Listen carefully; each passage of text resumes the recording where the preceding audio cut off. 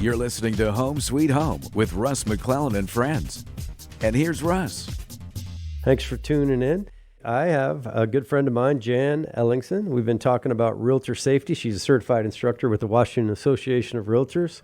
And in the land of COVID, I think what better time, 6 months of lockdown later, to talk with Jan about safety and real estate and open houses. So, Jan, we just kind of finished up our first segment, but what I'd like to do is dive right into what are some of the things that realtors can do, and or buyers and sellers, I suppose, to stay safe. A couple of the things that we've implemented is we show property with a partner. Unless it's somebody we know or we've been working with them a long time, we definitely want to make sure we go out in twos. And we just tell people one of them is in training, which is the truth. We usually have a new agent that's looking to get trained, and so we have them shadow us, and we think that's safest for them. That's the best way to teach them safety. So a couple of things that we teach when you're showing property, I always try to meet the people in my office first, right, because that's where all my tools are. You know, my tools aren't in my car. They're in my office where I can look up other houses instead of doing a one house showing. Let's see if there's something else they might be able to look at. And then if they're in the office, then other people can see them. Other people know where I'm going. I give I have my own assistant, and she knows where I'm going to be, all the houses I'm going to be showing. And I always start at the farthest away house, so I'm always coming back toward my office. I'm always heading back closer.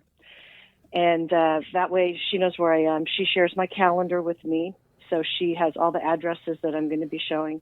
So we have a double system for her knowing where I am. You never park in the driveway and let someone park in behind you. You always make sure they're in the driveway or you have your car out on the street so that you have the opportunity to get away if you are feeling threatened.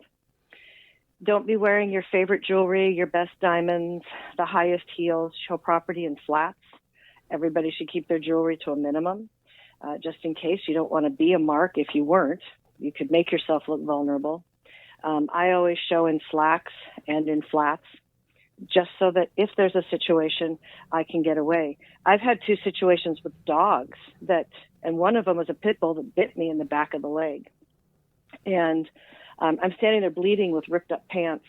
And I'm telling my clients, we're leaving now. We're not looking anymore. We're leaving. And I went to the hospital. Wow. The other one was some dogs coming down a road, and one was a happy beagle, and the other one was a very menacing-looking boxer pit bull mix.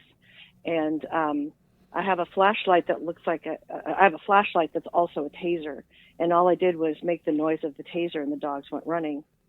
My client that I was showing this farm property to is a prison guard. And he looked at me and he said, I never knew how dangerous your job was until right now. Mm-hmm. And I thought, wow, educating the public, and that's what I hope we're doing with your show as well, is educating the public that we have a little bit of a dangerous job. Well, yeah, I'm sorry to interrupt, but yeah, you're exactly right. We talked about it in the first segment. If you think about it, it is kind of one of the only businesses that you can operate alone. You can go to an isolated place, and you're more than happy to let strangers get in your car or meet you at a house that you've never met. Yeah, that's a little strange sometimes when you think about it from that perspective. Yeah, I'm never going to go, hey, off the street, come on, get in my car, let me take you somewhere. Right. Well, a lot of people do, and I think that's important that we talk about that. And I don't take people in my car. I used to, and too many children puked in my back seat, to be blunt. So right. I got tired of that. But what I did do is I have them follow me because I don't know if other people are like me, but if I don't drive there myself, I'll never find it again. And so I tell them that. I go, look, you'll be able to go back and look at these houses in your own time, and you'll be able to find them when it's time to do the inspection or whatever. In a vacant home, I don't spend a lot of time in the vacant home. I spend it at the door. They can see what a kitchen and a bathroom and all the rooms are. They really don't need me in there inside the building with them, showing them everything. I stand at the doorway. That's one thing that helps keep us safe. The other thing to be thinking about as a buyer's agent, and I know that this doesn't come up a lot, but we're seeing an increase in meth labs. Skagit County went from selling moonshine to meth. Mm-hmm. So, and they use the same equipment. So, we've seen that. And so knowing the signs of meth and the smell when you walk in a house and that kind of thing to keep your buyers safe and you safe from inhaling these toxic chemicals. So I talk about that in my class as well, to be safe that way as well. Those are the major buyer safety things that we talk about. We now go onto the seller side, and somebody calls an agent and says, hey, come over to my house. You've never met me. You don't know where the doors or windows or escape routes are, but I want you to come in my house and tell me what you think it's worth. And we just go. We don't think about, we've never met them. We don't know anything about them. And so I always take someone with me. The psychologist told me, if there's two of you, it's too much work for someone who wants to hurt you to get the job done. So if you take someone else with you, there's somebody that can run and tell. And they said it's just too much work for them. They want something easy. They want you alone. So when you're doing a listing, make sure you are checking out the address on the county website. Are they the owner that they say they are? Are they a renter? We stock Facebook. My assistant will go on Facebook and look them up and see who they are and know some things about them. That also helps for conversation. If you have common interests, that's kind of cool. But we just want our folks to be really safe. And I don't want people to be paranoid. But coming out of this COVID phase, people are relaxing what they know, and their spidey senses already know, but they've been kind of lax for 6 months. And so now it's time to just be thinking about it again. Yeah, I would say too that I'm seeing, again, I mentioned it earlier, but stress. When people are locked down and we're kind of a herd creature, right? We like hugs. and I think that there's certain people, I mean, we've all probably heard stats of domestic violence rising and child abuse rising and Yes. drug addiction and alcoholism rising because, again, we went from socializing every day to immediate lockdown.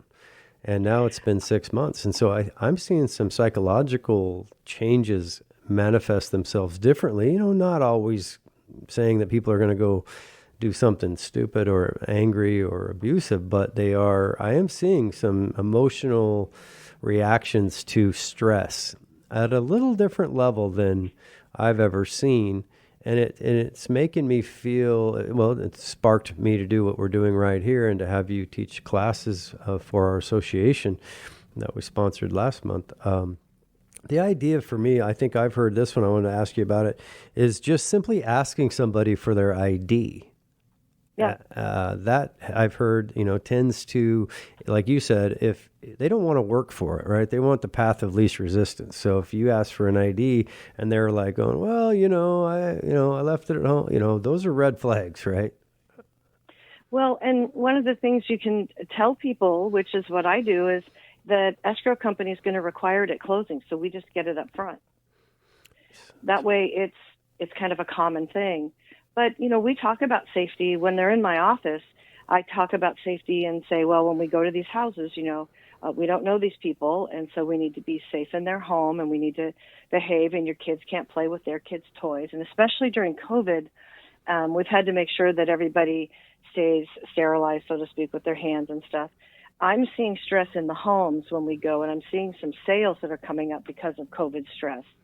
And that makes me nervous because people are angry, and we are seeing a rise in domestic violence. We've seen a rise in our 911 calls, and we're seeing a divorce rate. And quite frankly, not a plug for me, but I'm working with a ghostwriter to produce a book for divorcing couples and about the stress and about who we work for and how we can help. Because we are more than people that just sell houses. I've been a counselor. I've worked with widows who need help because the husband had always done all the bills and fixed the house, and now they have to let it go, and how hard is that and how stressful. And right now during COVID, they have nowhere to go. And that's what I think is also creating the stress. They may sell their house, but now where do they go?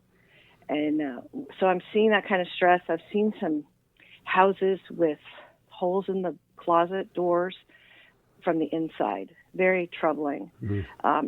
That's a sign of domestic violence. And, where we can bring peace to the situation, we will. But selling a home is right up there with birth, death, marriage, and divorce. Buying or selling a home is in that top 5. So you put any other stressor on top of that right now, and it really makes us be professional in the situation and be able to help people through it.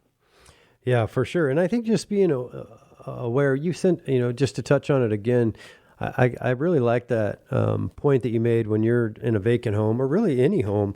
Do you really need to follow people around to every little room? I guess you do if it's got furnishings. I guess there's some security aspects there, but definitely on a vacant home, they know what a bathroom is. Right. Yeah. So it's a red flag. So what, if someone said, well, hey, I need you to come back here, Jan, and let's look at the shower together. That's a red flag, right? Yeah. I wouldn't. I would need a phone call or something at that moment. And the buddy system really is, like you said, that's probably, if there's one thing, it sounds to me like that's the one thing that really will insulate you, not guarantee you safety, but definitely help, because nobody wants to take on two people. Well, and again, on the listing side, a lot of people put a really glamorous shot out there on their signs, and they say open house, or they'll say on Facebook, come see me at the open house. It should be come see us. Right. You don't need all the fancy, pretty pictures of yourself just to show that you are a female alone in a house. That doesn't make sense to me at all. Yeah, well, that makes sense. When we come back, we're coming to the end of the segment. I want to dive into a little bit more of that, and then some of the things that I'd like to ask you about with respect to training, etc. So we'll be right back with Home Sweet Home with Russ McClellan and Jan Ellingson talking realtor safety. Keller Williams, you make dreams come true. Home sweet home. Home sweet home. Hey, this is Russ McClellan, operating partner and designated broker of Keller Williams Realty, North Central Washington. Hey, I'm excited to say we are growing at an unprecedented rate. We're almost 70 real estate brokers and popping about 3 deals a day in some cases. It's really pretty fun. And the reason I wanted to do an ad today was about our people. The culture of Keller Williams is really simple this. We believe in an abundant mindset, not a scarcity mindset. What does that mean? Well, although we're competitive, we all go out and try to get some similar listings. And with almost 70 people, you might think that that's a problem. But in reality, with an abundant mindset, we know that for us to win, you don't have to lose. With our creative marketing that is unbelievable, with our operating system Command, we're reaching literally hundreds of thousands of people instantly. So if you're interested in selling or buying with one of our agents, trust me, you won't be disappointed. Give us a call at our office, 509-888-0038, or email me direct at russ@frontlinechelan.com. Hi, this is Russ McClellan, designated broker and operating partner of Keller Williams Realty NCW. We have almost 70 agents and growing rapidly. We're almost a legit company now with over 2.5 years experience. The good news is this: if you're thinking about changing your life, my goal and my mission to you is to help you transform the life that you deserve and that you want, using real estate as the vehicle to do that. What does that mean? Well, it means whatever you want it to mean. If you want to work part-time, I'll show you how to do it. If you want to work full-time, I'll show you how to do it. And I'm also willing to show and demonstrate our commitment to you and our conviction to our company and transparency by giving you any of the numbers of any of the 70 people that work at Keller Williams. We're a family, we care about each other, and we care about you. So if you want to change your life, you want to get into real estate and have some fun, let's get together and talk. 509-888-0038. Give me a call anytime. You can also call my cell phone at 509-470-2416. You're tuned to Russ McClellan and Friends on the Real Estate Show Home Sweet Home. Let's get back to Russ. All right, welcome back. I got Jan Ellingson, a good friend of mine of a couple decades or more. Hi, Jan. Hello. I don't know how that's possible if we keep getting younger. I know. Jan is an amazing realtor. She has a team of 10 people. So if you're ever in the Mount Vernon, Bellingham, anywhere over there, she's got an amazing team at the Keller Williams office there in Mount Vernon. So call her. But she's also a certified instructor. One of the things she teaches is safety. And we've been talking about realtor safety, especially these days, which seems to be a little bit, last time we had a world pandemic, what was it, 1918? So I don't think any of us are really too used to it. One of the things that I wanted to dive into is a little bit about